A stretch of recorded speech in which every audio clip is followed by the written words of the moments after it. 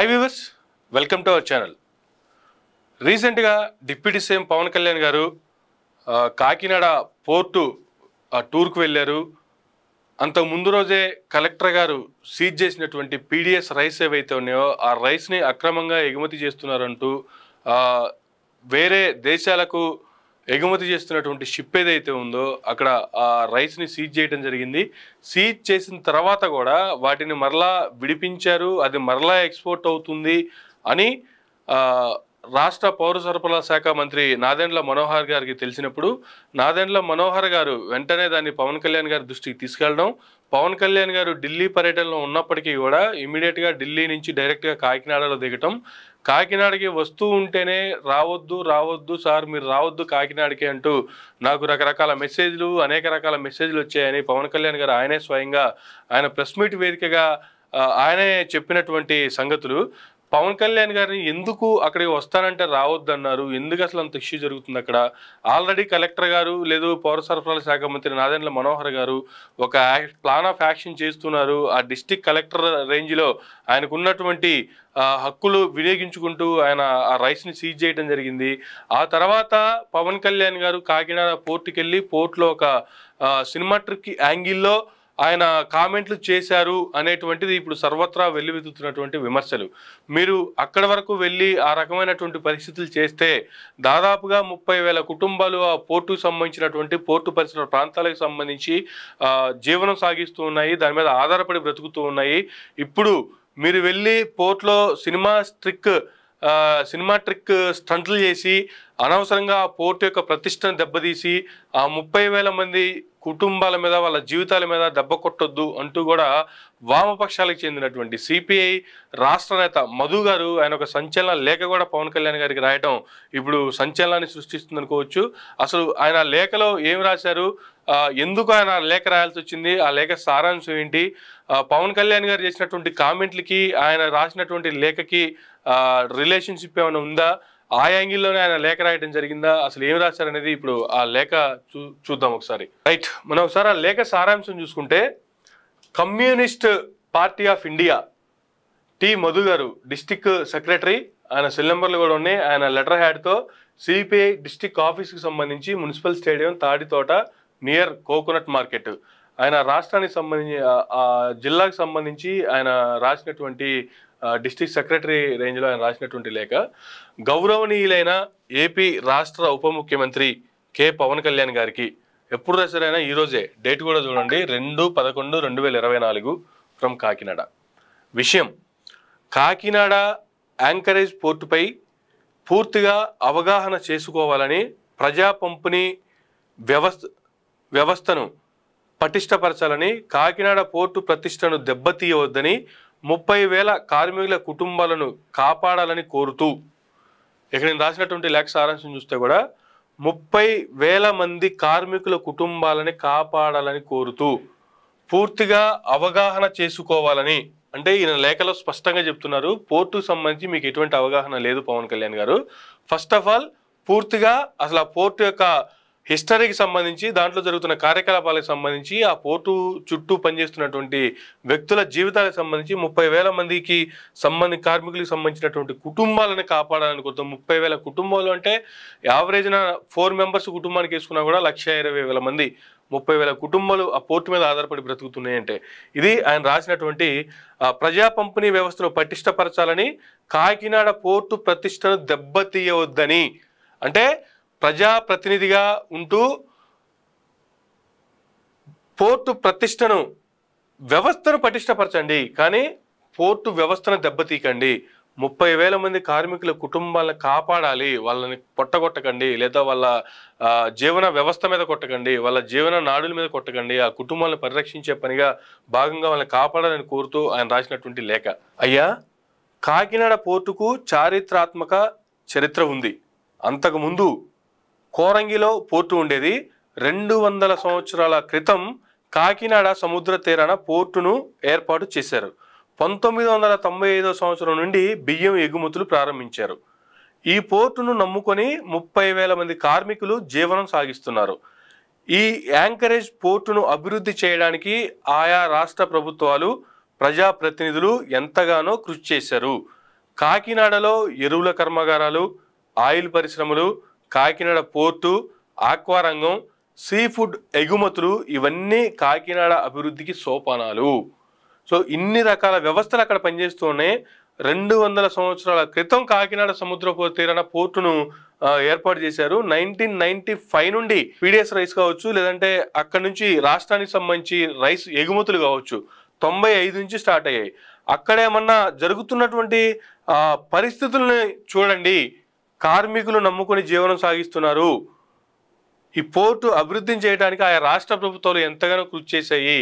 ఒక రాష్ట్రంలో ఒక ప్రభుత్వం వచ్చినప్పుడు అభివృద్ధి చేస్తేనో నెక్స్ట్ వచ్చేటువంటి ప్రభుత్వాలు పట్టించుకోకపోతేనో అభివృద్ధి అంతటితో కుంటుపడిపోతుంది. కానీ ఇటువంటి పోర్టులకు సంబంధించి పక్క దేశాలతో ఇంపోర్ట్స్ ఎక్స్పోర్ట్స్ జరుగుతున్నటువంటి బిజినెస్ కాబట్టి అక్కడ పండుతున్నటువంటి అక్కడ తయారవుతున్నటువంటి అనేక రంగాలకు సంబంధించి సీ ఫుడ్ కావచ్చు, ఆక్వా రంగం కావచ్చు, లేదంటే ఆయిల్ పరిశ్రమలు కావచ్చు, ఎరువుల కర్మాగారాలు కావచ్చు, అక్కడ తయారవుతున్నటువంటి అనేక రకాలైనటువంటి వస్తువులు ఇతర దేశాలకు ఏ విధంగా ఎక్స్పోర్ట్ చేస్తున్నారు, ఆ ఎక్స్పోర్ట్ త్రూ కాకినాడ పోర్టు ద్వారా ఏ రకంగా జరుగుతుంది, ఈ వ్యవస్థలన్నీ ఎక్స్పోర్ట్ అవడానికి ఎన్ని వేల కుటుంబాలు అక్కడ పనిచేస్తూ ఉన్నాయి, ఇవన్నీ అవగాహనకు తెచ్చుకోండి సార్ అంటూ మధు గారు లేఖ రాశారు. నేడు తమరు ఒక వ్యక్తి కోసం కాకినాడ పోర్టును, దాని చరిత్రను కించపరచడం కాకినాడ ప్రజలు ఆవేదన చెందుతున్నారు. ఒక వ్యక్తి కోసం అంటే ఇక్కడ పాత ఎమ్మెల్యే ఉన్నటువంటి వైఎస్ఆర్సీపీ పార్టీకి సంబంధించినటువంటి వ్యక్తి ద్వారంపూడి చంద్రశేఖర్ రెడ్డి అనే వ్యక్తి అక్కడ ఒక సామ్రాజ్యాన్ని నిర్మించుకున్నాడు, ఒక కోటను నిర్మించుకున్నాడు, ఒక వ్యవస్థని, ప్రైవేట్ వ్యవస్థను రన్ చేస్తున్నాడు అనేటువంటిది గత కొంతకాలంగా జనసేనకు సంబంధించినటువంటి నేతలు ఆరోపిస్తున్నటువంటి ఆరోపణలు. ఆరోపణలో ఎంత వాస్తవం ఉంది, ఎంత వాస్తవం ఉంది అనేది నాకైతే తెలియదు. ఒకవేళ నిజంగా అటువంటి ఏమైనా ఉన్నా వాటిని వెలికి తీయండి, అటువంటి వాళ్ళు ఎవరైనా ఉంటే అరెస్ట్ చేయండి, ఆ వ్యవస్థల్ని భద్రపరచండి, ఇటువంటి వాళ్ళ మీద చర్యలు తీసుకోండి అనేటువంటిది ఈయన రాస్తున్నటువంటి లేఖ సారాంశం. ఇప్పటికే ఆయిల్ పరిశ్రమలు కృష్ణపట్నం పోర్టుకు తరలి వెళ్ళాయి. ఇప్పుడు ఈ పోర్టుపై సినిమా స్టైల్లో తప్పుడు ప్రచారం చేస్తే ఈ పోర్టు మూతపడుతుంది. సినిమా ట్రిక్గా మీరు అక్కడికి వెళ్ళి సినిమా యాంగిల్ వెళ్ళి సీజ్ ద షిప్ అని ఒక మాట చెప్పేసి బయటకు వచ్చేసి అయిపోయింది, పవన్ కళ్యాణ్ గారు వెళ్ళారు సీజ్ చేశారు అంటే దానికి వచ్చేటువంటి పరిస్థితులు ఏ విధంగా ఉంటాయి, దానికి సంభవించేటువంటి పరిస్థితులు ఏ విధంగా ఉంటాయి, ఒకసారి దాని గురించి అవగాహన తెచ్చుకోండి అనేటువంటిది ఆయన లేఖ యొక్క సారాంశం. మీరు ప్రభుత్వ అధినేత, కేంద్రంలో రాష్ట్రంలో మీ ప్రభుత్వాలే ఉన్నాయి. పీడిఎస్ బియ్యంపై జరుగుతున్న తతంగంపై వెంటనే సిబిఐ విచారణ చేయండి, దోషులను అరెస్ట్ చేయండి. ఎవరు బియ్యం అమ్ముతున్నారు, ఎవరు కొంటున్నారు, మధ్యలో బ్రోకర్ ఎవరు అనే దానిపై విచారణ చేసి వారిపై కఠిన చర్యలు తీసుకోండి. కాకినాడ పోర్టులో ఉగ్రవాదులు, చొరబాటుదారులు వస్తారు, ఇక్కడ స్మగ్లింగు, గంజాయి దొరుకుతుంది అనే మాటలు వెనక్కి తీసుకోండి. సముద్రంలో అడ్డు కూడా కట్టలేము. కోస్ట్ గార్డ్, నేవీ వీరందరూ పహారా ఎప్పుడూ చేస్తూనే ఉంటారు.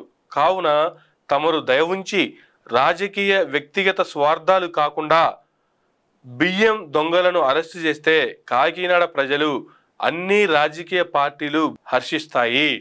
మీరు ఎవరైతే అక్కడ ఇల్లీగల్ కాంటాక్ట్ చేస్తున్నారో, ఇల్లీగల్ వర్క్స్ హ్యాండిల్ చేస్తున్నారో అటువంటి వాళ్ళని మీరు ఫైండ్ అవుట్ చేసి వాళ్ళని అరికట్టి వాళ్ళని అరెస్ట్ చేసి మీరు ఆ రకంగా యాక్షన్ తీసుకుంటే అక్కడ జరుగుతున్నటువంటి రాజకీయ వ్యక్తిగత స్వార్థాలు కాకుండా దొంగలను అరెస్ట్ చేస్తే కాకినాడ ప్రజలు, రాజకీయ పార్టీలు హర్షిస్తాయి అనేటువంటిది ఆయన రాసినటువంటి లేఖ యొక్క సారాంశం.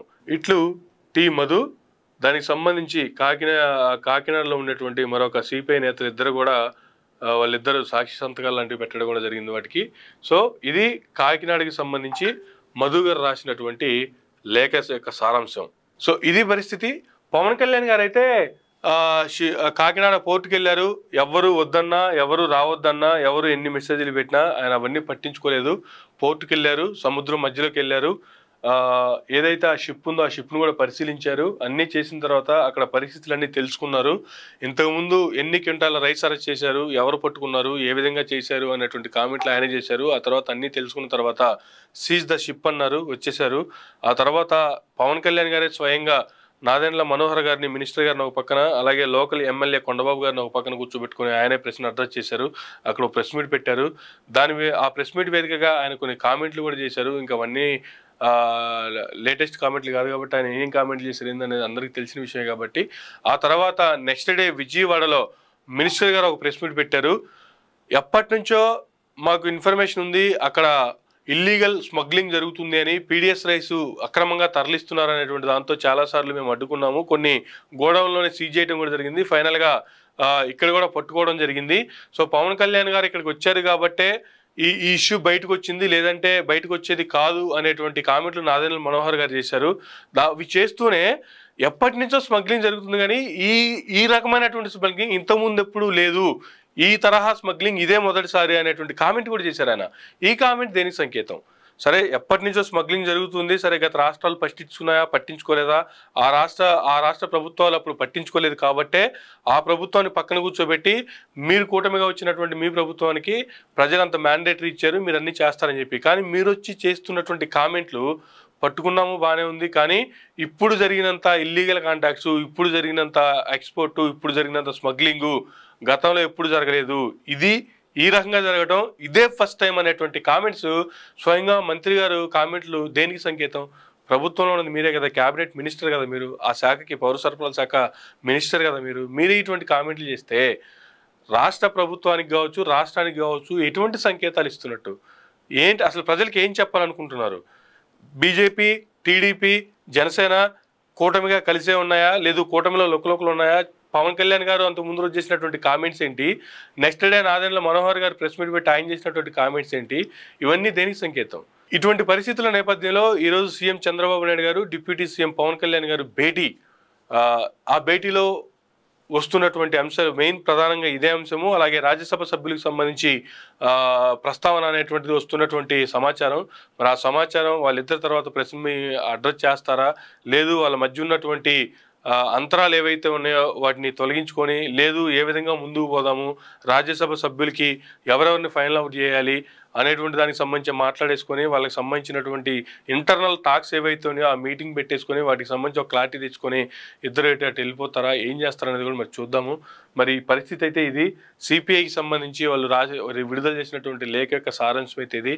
చూద్దాం మరి ఈ చిన్న గాలివానలాగా పవన్ కళ్యాణ్ గారు స్టార్ట్ చేశారు, మరి ఇది చిలికి గాలివానలాగా మారుతుందా, లేదంటే చిన్న చిన్న విషయాలతోనే ఆగిపోతుందా? ఇక్కడితో ఆగిపోయి నెక్స్ట్ ఎవరైతే అక్రమంగా స్మగ్లింగ్ చేస్తున్నారు, పీడిఎస్ రైస్ని అసలు పోర్టు వరకు ఎవరు తీసుకెళ్తున్నారు, వాళ్ళ మీద ఏమన్నా చర్యలు తీసుకొని జరుగుతున్నటువంటి చర్యలను అరికెట్టే పరిస్థితి ఏమైనా ఉందా? చూద్దాం. చూస్తూనే ఉండండి మైరా మీడియా.